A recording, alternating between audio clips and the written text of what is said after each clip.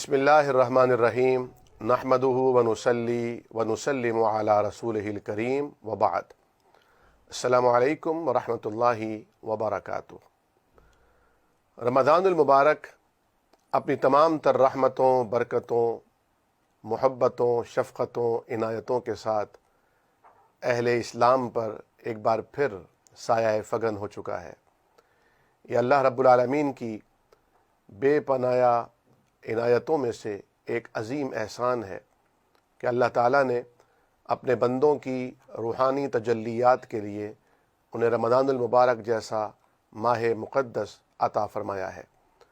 خود اللہ رب العالمین نے قرآن مجید فرقان حمید میں ارشاد فرمایا ہے، فَأَعُوذُ بِاللَّهِ السَّمِيعِ الْعَلِيمِ مِنَ الشَّيْطَانِ الرَّجِيمِ شَهْرُ رَمَضَانَ الَّذِي أُنزِلَ فِيهِ الْقُرْآنُ۔ یہ رمضان وہ مہینہ ہے جس میں اللہ نے قرآن نازل فرمایا ہے۔ ناظرین کرام، اللہ رب العالمین کی تمام کلاموں سے زیادہ افضل ترین کلام اس کے بنائے ہوئے تمام مہینوں سے زیادہ افضل ترین مہینے میں نازل ہوا ہے۔ یہ اس ہستی پہ نازل ہوا جو تمام انبیاء میں افضل اور وہ فرشتہ اسے لانے کا ذمہ دار ٹھہرایا گیا جو تمام ملائکہ سے افضل اور ان کا سردار یعنی جبریل امین علیہ السلام۔ جس امت پر اس قرآن کریم کو نبی کریم صلی اللہ علیہ وسلم کے ذریعے نازل کیا گیا وہ امت تمام امتوں سے افضل ہے۔ حضور کریم صلی اللہ علیہ وسلم کا فرمان ہے کہ یہ میری امت سب سے آخر میں آئی ہے لیکن فضیلت کے اعتبار سے یہ سب سے پہلے جنت میں داخل ہوگی۔ رمضان المبارک صرف امت محمدیہ ہی کو عطا نہیں ہوا بلکہ امت محمدیہ سے قبل بھی جو امتیں تھیں ان سب پر رمضان المبارک کے روزے فرض کیے گئے تھے۔ قرآن کریم ارشاد فرماتا ہے، یا ایھا الذین آمنوا، اے ایمان والو، کتب علیکم الصیام، تم پر روزے فرض کیے گئے ہیں، کما کتب علی الذین من قبلکم، جس طرح تم سے پہلے پچھلی امتوں پر فرض کیے گئے تھے۔ اور اس کا مقصد کیا ہے، مطلوب اور مقصود کیا ہے؟ لعلکم تتقون، تاکہ تم پرہیزگار ہو جاؤ۔ یہاں آج ہم اپنی اس نشست میں دو پہلوؤں سے بات کریں گے۔ پہلی کہ رمضان المبارک جو مسلمانوں پر فرض کیے گئے، پچھلی امتوں پر بھی فرض کیے گئے تھے اس کے روزے، تو ان روزوں میں اور ہمارے ان رمضان کے روزوں میں کیا فرق ہے، اور دوسرا پہلو کہ روزوں کا مقصود کیا ہے۔ تو ناظرین کرام، ہماری گفتگو کے پہلے حصے میں نبی کریم صلی اللہ علیہ وسلم جو رحمت للعالمین بنا کر بھیجے گئے، آپ کے ذریعے اللہ تعالیٰ نے انسانوں کے اوپر عائد فرائض میں تخفیف فرمائی ہے۔ روزہ بھی انہی میں سے ایک ہے۔ پچھلی امتوں پر بھی یہ روزے فرض تھے لیکن ان کے روزے 8 پہر کے روزے ہوتے تھے، اور اس کی کیفیت یہ ہوتی کہ اگر کوئی شخص رات کو سو جاتا تو اس کا روزہ شروع ہو جاتا اور پھر پوری رات صبح سے لے کر دوبارہ غروب آفتاب تک اس کا روزہ رہتا۔ غروب آفتاب پر اگر وہ روزہ افطار کر لیتا تو فبہا، اور اگر وہ روزہ افطار نہ کر پاتا اور بھوک کی شدت کی وجہ سے یا تکان اور تھکاوٹ کی وجہ سے اگر وہ پھر سو جاتا تو اس کا روزہ دوبارہ شروع ہو جاتا۔ چنانچہ آپ جانتے ہیں کہ ہماری جو روز مرہ کی زندگی ہے وہ چاند اور سورج دونوں کے رفتار اور ان کی چال کے اندازوں سے طے کی جاتی ہے۔ مثال کے طور پر رمضان کے روزے لے لیجئے، ان کا تعلق قمری مہینوں اور چاند کی چال سے ہے، جبکہ ہماری نمازیں ہم فجر، ظہر، عصر، مغرب، عشاء سورج کے طلوع اس کے غروب سے پڑھتے ہیں۔ اسی طرح عید الفطر یا عید الاضحیٰ ہم چاند دیکھ کر مناتے ہیں۔ حج کے ایام ہم قمری حساب سے نبھاتے ہیں، لیکن وہاں بھی ہم نے کس وقت رمی کرنا ہے، ہم نے کس وقت قربانی کرنی ہے، ہم نے کس وقت کون سی نماز ادا کرنی ہے، یہ سب سورج کی رفتار اور اس کی چال کے حساب سے کی جاتی ہیں۔ تو یہ کہا جا سکتا ہے کہ سورج بھی اللہ کا ہے اور چاند بھی اللہ کا ہے تو چاند اور سورج دونوں مسلمانوں کے ہیں۔ میں عرض یہ کر رہا تھا کہ رمضان المبارک اس قمری مہینوں کے حساب سے آتا ہے تو کبھی کسی مہینے میں آ جاتا ہے، کبھی گرمیوں میں آ جاتا ہے، کبھی سردیوں میں آ جاتا ہے۔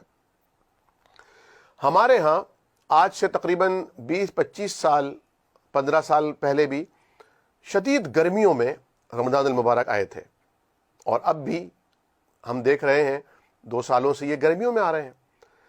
رمضان المبارک جب آج سے 15-20 سال پہلے شدید گرمیوں میں آئے تھے تو اس وقت چند اسکالرز نے ایک مہم چلائی اور اخبارات میں اس پر آرٹیکل لکھے گئے اور لوگوں نے اسے بہت سراہا بھی۔ انہوں نے یہ تجویز رکھی تھی کہ کیوں نہ ہم رمضان المبارک کو کسی ایک مہینے کے ساتھ سیٹ کر دیں۔ مثال کے طور پر انہوں نے تجویز دی کہ ہم فروری میں رمضان کے روزے سیٹ کر دیں اور فروری کے مہینے میں ہم روزے رکھ کر فارغ ہو جائیں، مارچ میں ہم عید منا لیں۔ اس سے 2 فائدے ہوں گے، ایک تو یہ کہ گرمی میں جو کسان محنت کش مزدور محنت مشقت کر رہے ہوتے ہیں اور ان کے لیے روزہ رکھنا بہت دشوار ہوتا ہے، وہ روزے رکھ پائیں گے۔ دوسرا فائدہ یہ ہوگا کہ ہر سال چاند دیکھنے کے اعتبار سے جو اختلافات رونما ہوتے ہیں اور ایک ذہنی کوفت کا سامنا بھی کرنا پڑتا ہے، اس مسئلے اور اس مشکل سے بھی ہمیں نجات مل جائے گی۔ تو میں یہاں خراج تحسین پیش کروں گا ہمارے ایک استاذ مولانا زاہد الراشدی حفظہ اللہ کو، جن کا تعلق گجرانوالہ سے ہے۔ انہوں نے اس حوالے سے بہت زبردست قسم کا محاکمہ کیا، تعاقب کیا اور اس کا جواب دیا۔ انہوں نے کہا کہ دیکھیں، جب میں نے تفسیر مظہری کا تفصیل سے مطالعہ کیا اس سوال کو سامنے رکھ کے اس کے تناظر میں، تو وہاں مجھے ایک روایت ملی، تفسیری روایت، جس میں حضرت مولانا قاضی ثناء اللہ پانی پتی رحمۃ اللہ علیہ ایک لے کر آتے ہیں روایت کہ پچھلی امتوں پر بھی یہی رمضان المبارک فرض تھا، اسی کے روزے رکھنے کا حکم تھا، لیکن ان لوگوں نے بھی یہ سوچا تھا کہ ہم ان گرمیوں کے موسم میں جب روزے رکھتے ہیں تو ہم رکھ نہیں پاتے، بہت سے لوگ بغیر روزوں کے زندگی گزارتے ہیں، چنانچہ اسے ایک مہینے کے ساتھ سیٹ کر لیا جائے۔ بلکہ انہوں نے ایک اور رعایت یہ دی کہ یہ عوام کی ثوابدید پر چھوڑ دیا جائے کہ وہ جب چاہیں یہ روزے مکمل کر لیا کریں، یعنی 29-30 روزے۔ اور پھر انہوں نے یہ بھی طے کیا کہ کیونکہ ہم اپنی مرضی سے روزوں کی جو تعین ہے اسے آگے پیچھے کر رہے ہیں، اس لیے ہم اس کے کفارے کے طور پر 10 روزے مزید رکھیں گے۔ چنانچہ آپ جانتے ہیں کہ ہمارے جو کرسچن حضرات ہیں، ان کے ہاں جو مذہب سے بہت تعلق رکھنے والے احباب اور خواتین ہیں، وہ پھر 40 روزے رکھتے ہیں، اور عموماً ان کے ہاں مارچ کے مہینے میں یہ روزے رکھے جاتے ہیں، اور اپریل کے اوائل میں وہ پھر عید کے طور پر ایسٹر کا تہوار بھی مناتے ہیں۔ تو مولانا نے بہت ہی خوبصورت جواب دیا اور انہوں نے لکھا کہ صاحب آپ نے تو ان سے بھی ایک قدم آگے بڑھا دیا ہے۔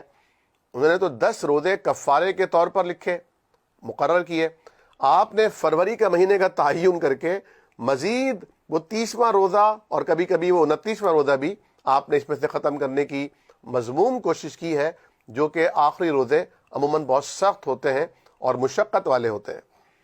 ناظرین کرام، یہ اللہ رب العالمین نے طے کیا ہے باقاعدہ طور پر، شہر رمضان الذی انزل فیہ القرآن ھدی للناس وبینات من الہدی، اور یہ پورا ایک سیکوینس چل رہا ہے۔ اسی لیے علماء کرام فرماتے ہیں کہ رمضان اور قرآن ایک دوسرے کے لیے لازم اور ملزوم ہیں، چولی دامن روح اور بدن کی سی کیفیت اور رشتہ اس پہ نظر آتا ہے کہ رمضان المبارک کے مہینے میں قرآن نازل ہوا، اور قرآن کا مقصود کیا ہے؟ اگر آپ قرآن کریم کو آغاز سے پڑھتے ہیں سورہ بقرہ کی ابتدائی آیات سے، تو اللہ تعالیٰ کیا فرماتے ہیں؟ ھدی للمتقین، یہ پرہیزگاروں کے لیے ہدایت ہے۔ اور رمضان المبارک کے روزوں کا مقصود کیا ہے؟ فرمایا کہ کتب علیکم الصیام، تم پر روزے فرض کیے گئے ہیں، کما کتب علی الذین من قبلکم، جس طرح تم سے پچھلی امتوں پہ فرض کیے گئے تھے۔ اب اس فرضیت کی وجہ کیا ہے؟ علت کیا ہے؟ کیا اللہ رب العالمین کے خزانوں میں نعوذ باللہ کوئی کمی واقع ہو جاتی ہے کہ ایک مہینے کا کھانا کہا گیا کہ نہ کھاؤ یا کم کھاؤ؟ حالانکہ ہم دیکھتے ہیں کہ ہمارے ہاں تو اس مہینے میں بطور خاص، جس طرح حدیث شریف میں آتا ہے کہ یہ مہینہ برکتوں کا مہینہ ہے، باقی ہم یہ برکتیں دیکھتے ہیں کہ پورے 11 مہینے بہت سے لوگ جو چیزیں نہیں کھا پاتے، خاص طور پر پھل فروٹ وغیرہ، وہ بھی رمضان المبارک میں کھجوریں ان کے پاس موجود ہوتی ہیں۔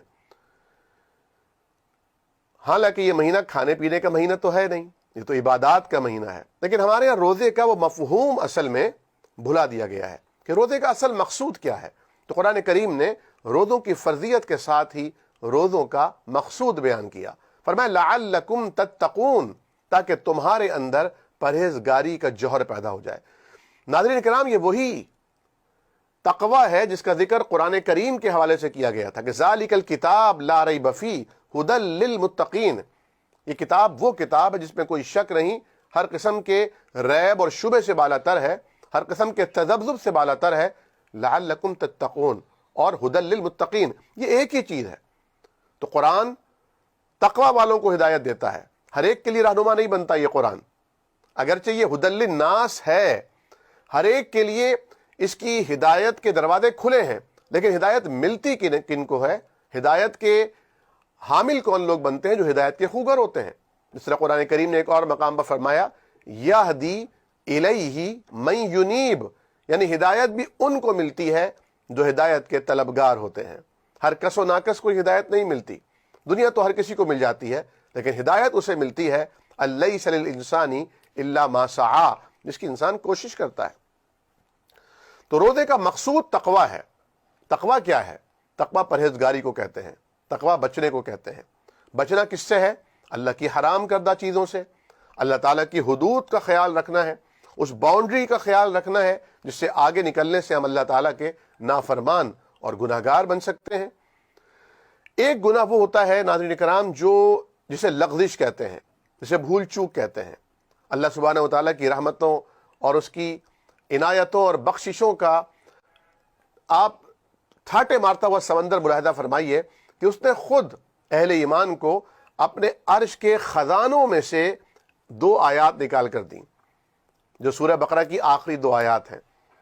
اور اللہ کے حبیب صلی اللہ علیہ وسلم نے فرمایا کہ جو رات کو سونے سے قبل یہ 2 آیات تلاوت کر کے سوتا ہے، اسے یہ 2 آیات دنیا اور ما فیہا سے کفایت کر جاتی ہیں، اس کی حفاظت کا باعث بن جاتی ہیں، اس کے لیے شیلٹر اور اس کے لیے ڈھال بن جاتی ہیں۔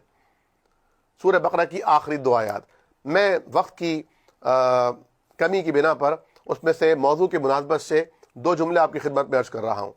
اللہ تعالیٰ نے یہ سکھایا، یہ کوڈ، یہ الفاظ اللہ تعالیٰ نے تعلیم فرمائے کہ ربنا لا تؤاخذنا ان نسینا او اخطأنا، پروردگار آپ ہمارا مواخذہ نہ فرمائیے گا، آپ ہماری پوچھ گچھ نہ فرمائیے گا، ہماری پکڑ نہ کیجیے گا اگر ہم بھول جائیں، او اخطأنا، یہ ہم سے کوئی لغزش، خطا، غلطی ہو جائے۔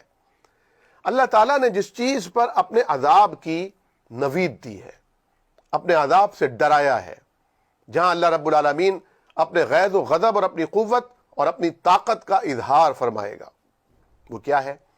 وہ ہے اللہ کے سامنے جری ہونا، اللہ کے سامنے باغی، نافرمان اور اللہ رب العالمین کے مقابلے پر آ کر کھڑے ہو جانا، نعوذ باللہ، العیاذ باللہ۔ چنانچہ اللہ رب العالمین نے فرمایا لعلکم تتقون، روزے اس لیے فرض کیے گئے تاکہ تم متقی، پرہیزگار بن جاؤ۔ ناظرین کرام، آپ جانتے ہیں کہ انسان جسم اور روح کا مرکب ہے۔ اگر جسم بیمار ہوتا ہے تو اس کے معالج اور طبیب، ڈاکٹرز اسے علاج کے ساتھ ساتھ پرہیز کی بھی ہدایت کرتے ہیں۔ اگر آپ کا گلا خراب ہے تو کہا جاتا ہے کہ آپ نے ٹھنڈا اور کھٹا نہیں کھانا۔ اگر آپ کسی اور بیماری کا شکار ہیں تو اس سے ریلیٹڈ چیزوں سے منع کیا جاتا ہے کہ آپ نے یہ نہیں کھانا، یہاں نہیں جانا۔ اگر ڈسٹ الرجی ہے تو آپ نے ایسی جگہوں پر ماسک ویئر کرنا ہے۔ اسی طرح جب انسان کی روح بیمار ہوتی ہے، جب انسان کا انر بوجھل ہو جاتا ہے، جب انسان گناہوں سے آلودہ ہوتا ہے، جب انسان کے لیے نیکیاں کرنا دشوار اور گناہ کرنا آسان ہو جاتا ہے، اس کا مطلب ہے کہ وہ اللہ سے دور ہو چلا ہے۔ اللہ سے قریب ہونے کے لیے اسے تقوی، پرہیزگاری اختیار کرنی پڑتی ہے، اور یہ اختیار کرنے کے لیے اسے اللہ کی مدد کی ضرورت ہوتی ہے۔ چنانچہ اللہ کی مدد رمضان المبارک میں ایک ماحول کریٹ کر دیا جاتا ہے، نیکیوں کی ایک فصل لہلہانے لگتی ہے۔ وہ لوگ بھی جو سارا سال مسجد سے دور رہتے ہیں، وہ بھی رمضان کا چاند نظر آتے ہی ٹوپیاں اوڑھ کر مسجد کی جانب کشاں کشاں کھینچے چلے آتے ہیں۔ حدیث شریف میں آتا ہے کہ جب رمضان کا مہینہ آتا ہے تو اللہ رب العالمین فتحت ابواب السماء فتحت ابواب الجنہ، فرمایا کہ آسمان کے سارے دروازے کھول دیے جاتے ہیں، جنت کے دروازے کھول دیے جاتے ہیں، رحمتوں کی ایک برسات نازل ہوتی ہے، گناہوں کے جو اثرات ہیں وہ کم ہونے لگتے ہیں۔ انسان جب روزہ رکھتا ہے اور روزہ رکھنے کے بعد اس کے اندر یہ احساس جاگزی ہوتا ہے کہ اس نے یہ روزہ اللہ سبحانہ و تعالیٰ کے لیے رکھا ہے، تو یہ احساس اس کے اندر پرہیزگاری پیدا کرتا ہے۔